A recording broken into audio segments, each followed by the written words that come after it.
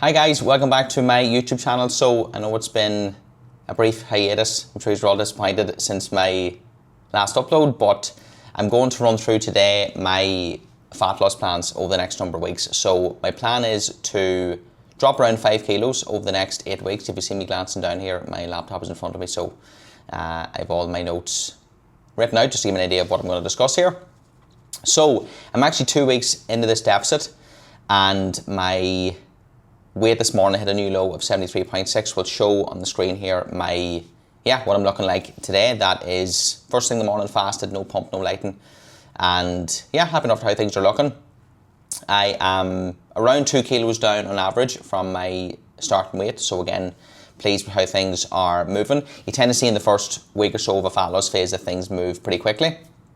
Some of that is body fat, some of it is water and glycogen, and then after, say, week 2, 3, you tend to see it start to level off and lose at a more predictable rate, if that makes sense. But so far, so good. My plan is to, by around late September, I'd say I should be in or around 68.5 kilos. And again, I'll show on the screen here, this was me at this weight last year. That was me around, I think, late July, before I went to my holidays to Thailand and Sri Lanka. So I'm hoping to get down in around that level again, and then I will reevaluate from there. I am getting married on the 10th of December, and I need to get among a lot of other things, have to get my suit sorted. So I'm conscious about sizes and all the rest. So I want to be obviously feeling good on my wedding day, and I want to give the suit makers enough time, I suppose, to make any potential adjustments. Only for that, I probably would push to get very, very lean, as in maybe photo shoot lean. And I haven't totally ruled that out yet, but I'm conscious that I'm 68.5 by late September. I realistically don't want to be feeling terrible, which you likely will be feeling when you're trying to get very lean in the build up to what's meant to be the best day of my life. So I don't want to do it to myself or Lisa. But I'll see how I'm looking and feeling as I get close to that. So my stag is around Halloween. So that's how we're going to approach it for now. So I'm currently in the mid 73s. I will be down in around the mid 68s by late September, and then we will reevaluate and we'll go from there. But just to give you an update, my calories are between 2,100 and 2,200 at the minute.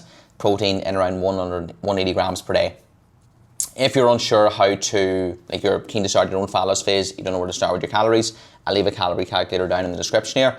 They're all pretty much the same, to be honest. They're all giving you just an estimate. The Harrison-Benedict equation or formula is seen as being the most accurate one, but basically plug your details in there, stick to that amount consistently for about 10 days to 2 weeks, and track your body weight every morning, first thing, fasted, and track it. And that'll basically allow you to see, right, is what I'm doing here working, or does it have to be adjusted?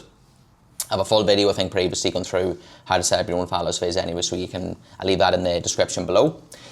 So there are my starting calories. When I'm in a fat loss phase, and if you've been following me on Instagram, you will see that I eat very boring and eat pretty much the exact same thing every day, especially when I'm in a fat loss phase. And there's no requirement to do that, but my rationale is that thankfully I'm pretty busy at the minute with work, and that's another thing in the day that I can just nearly delegate, as in, right, I don't have to think about it. If I eat the same thing, it's going to be more routine-like. I know how those meals would sit with me. I know how full they're going to leave me. And they're also quite quick and easy to throw together. And I definitely find as well with clients that the ones who tend to eat quite repetitively, not necessarily the same thing every day, but maybe have 1 or 2 breakfasts, 1 or 2 lunches, maybe 3 dinners that they can sort of rinse and repeat, they tend to be the ones that find it easier. And I know it sounds great in theory, having all these fancy recipes and all the rest, but when you're busy enough as it is, fat loss is tough enough at the best times, never mind when you've got a full-time job, you've maybe got kids to look after, you've other commitments. The last thing you want to be thinking about is, right, what am I going to have for my low-calorie lunch today? So keep it simple would be my 2 cents on that. I will show again here on the screen what my meals are currently looking like. So I would prefer having 4 meals per day than 3. That's my personal preference.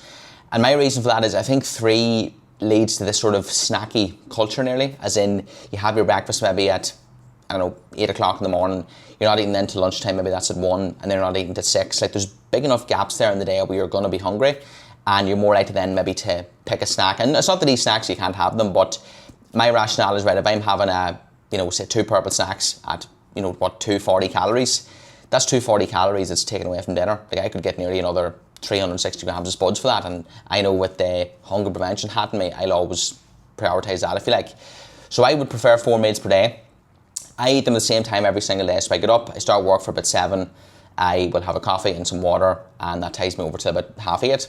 Then I have my first meal, which is 4 eggs, some mixed peppers, mushrooms, and a slice of toast. And then that does me for maybe 4 hours or so. And then I have this meal here, so the overnight oats, and have that before the gym. My post-gym meal is 200 grams of raw chicken. I was not eating it raw, but I'm weighing it raw. That's another important caveat that people also get confused about. Should you weigh things raw or should you weigh things cooked? Ideally, probably you're better off weighing it raw, but I would just specify in MyFitnessPal or whatever tracking app you're using, what you're using, if that makes sense, or which one you're referring to. So yeah, 200 grams of chicken, 300 grams of potatoes, and some veg. And then my last meal then is a tuna sandwich with 100 grams of Greek yogurt and some fruit, and that's pretty much it. So yeah, that's how I set my day up. With your food, you want to make sure when you're in a fat loss phase that yes, it's about staying within your numbers, as in staying within your calories, but you have to make sure you're forming good positive habits as well, essentially eating like an adult. And for me, the 2 boxes I'd always encourage clients to tick when they're assembling their meals is, does this have a serving of protein, as in does it have a good 25 grams of protein at least? And is there a serving of colour, i.e. some fruit or veg? And generally, if you're doing that, you're going to be absolutely fine. The problem is that people often play Tetris with their calories, where they say, right, well, I've got 2,000, how am I going to fit in, all these chocolates and all these sweets, whatever. And again, you can absolutely fit them in, but the bones of your diet, if you're trying to lose weight and become a healthier adult in the process, not to mention plus increase the chances of you keeping this weight off in the long term, you do have to form new habits and make an effort to do that. So that's how I'm setting up my day.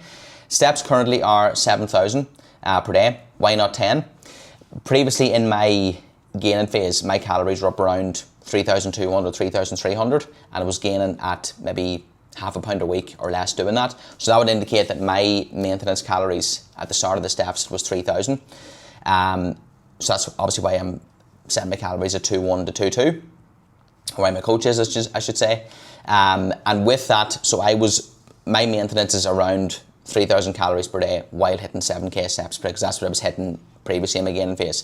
So if I am losing weight, I suppose, on these current calories and with a 7,000 per day step count, there's no need for me to go to 10 just for the sake of it. Now, in your fat loss phase, the more steps you're doing, obviously the better, but I don't want to be losing at too fast of a pace, because if I'm losing faster than, say, 1% of body weight per week, give or take, I'm likely going to be eating the muscle tissue, which you don't want. So I'm happy enough losing at this pace. Now the time will come, and I'll get to this in a second, when the rate of loss will start to slow.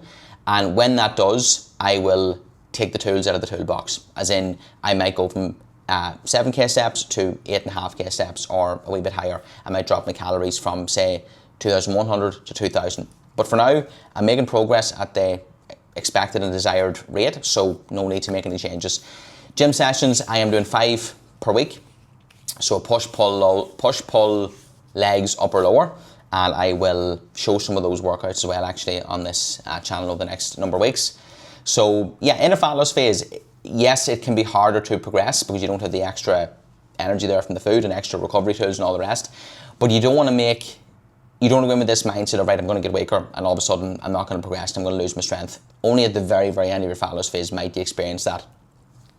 I'm still progressing. Obviously, I'm only 2 weeks into it, so I wouldn't expect to see huge changes yet. But basically, going with the mindset of still trying to progress and still trying to see adaptations there. So ultimately, what built the muscle in the first place is what will keep it there. So yeah, that's the story with the gym. In terms of making changes, so I would anticipate that I would be fine without making any changes on this current calorie target and this step target for the rest of this month, I would say. I think maybe towards the end of August, maybe the 3 weeks into it, I would expect maybe the rate of loss might slow down a wee bit. Obviously, when you're losing body weight, there's less obvious energy, so your body doesn't need the same amount of calories as what it did previously to maintain that weight. So basically, if my maintenance is 3,000 at 76 kilos, it's not going to be 3,000 at 72 kilos, if you like, so that's going to drop a wee bit. So how do you know when you have to make changes?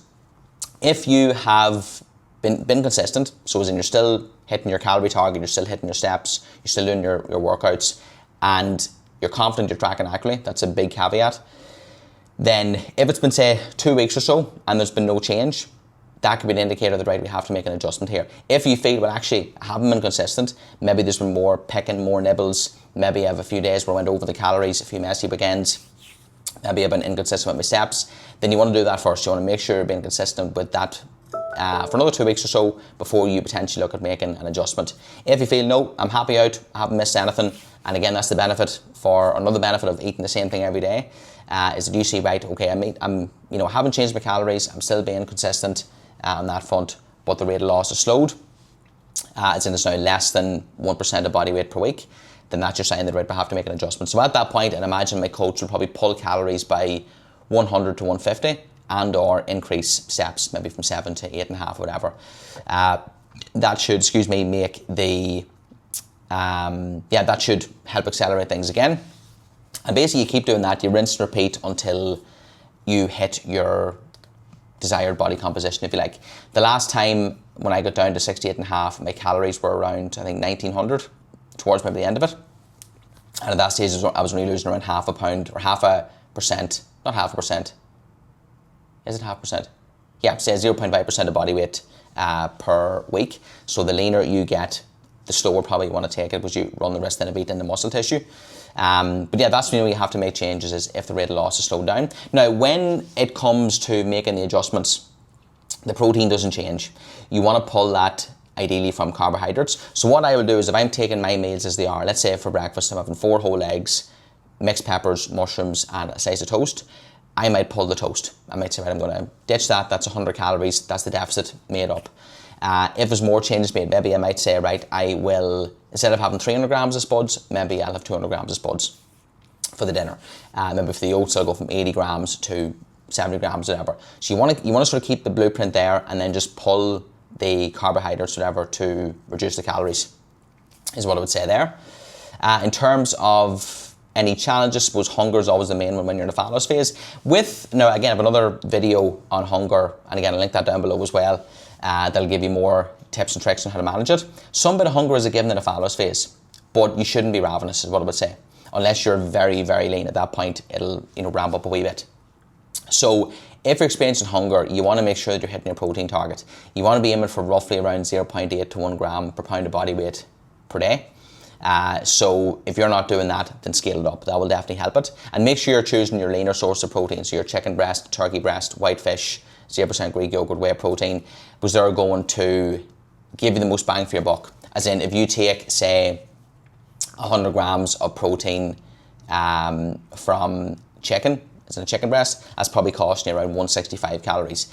If you took that amount from, say, a fillet steak, you could be talking, 3 times that amount or whatever. So, and again, that's going to eat into your budget later on that day, and maybe mean that other meals are going to have to be smaller. So choose your lean protein sources. Coffee. So this is my second cup today. So having your teas, coffees, those sort of things can help blunt the hunger. Coke Zeros, I definitely have, a lot of them during my fat loss phases. I try not to get too dependent on them too early, but again, they're very, very safe, and the levels you'd have to be drinking to have any bit of harm from them, most people wouldn't be getting next or near it. So I would have, easily 1 or 2 per day in a fat loss phase, not an issue. And obviously then as well, water, making sure you're staying hydrated. I think as well, when you have clear meal times mapped out for yourself, it makes it easier to manage the hunger. So it's now nearly 1 p.m. here at the minute, and my next meal is coming in an hour's time. So again, if I'm a wee bit hungry now, I know, right, look, I'll have a coffee, I'll keep sipping my water, that'll tie me over to the next meal. Whereas if I didn't have that mapped out for myself, I might be more likely to go, well, you know what, I'll grab this purple snack. You might think of a thing against them the second time I mentioned them in this video, grab a snack, whatever, and then ultimately that's just eating into my budget later on. That means, right, instead of having 80 grams of oats, maybe I'm only allowed to have 65 grams because I've had to make that portion smaller. So yeah, that's it in a nutshell, guys. That is my 2-week update, I suppose, from my fat loss phase, and run through everything that I will be planning to do, if you like. If you want to keep up with this fat loss phase, if you like, then you can follow me on Instagram. Also follow along here, so hit the subscribe button on YouTube, and there'll be more updates coming for you too. If you are interested in coaching, then I have spots available, so you can drop me a message either here or on my other social media platforms, and I will be glad to help you out. But yeah, aside from that, guys, enjoy the rest of your Sunday, whatever it is that you're watching this, and I will chat to you in the next one.